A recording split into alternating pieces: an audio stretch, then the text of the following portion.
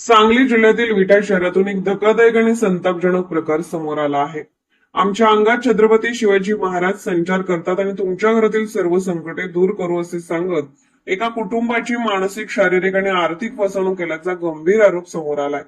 या प्रकरणी विटा पोलिसांनी तिघांविरोधात गुन्हा दाखल केला आहे। मिळालेल्या माहितीनुसार विटा येथील पाटील वस्ती परिसरात कडेश्वर धाम अध्यात्म संस्था नावाने एक आश्रम सुरू करण्यात आला होता।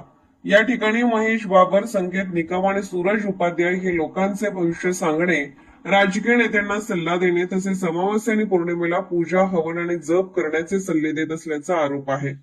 पीडित महिलेच्या फिर्यादीनुसार मार्च 2024 ते सप्टेंबर 2025 या कालावधीत आरोपींनी तिच्या कुटुंबाचा विश्वास संपादन केला।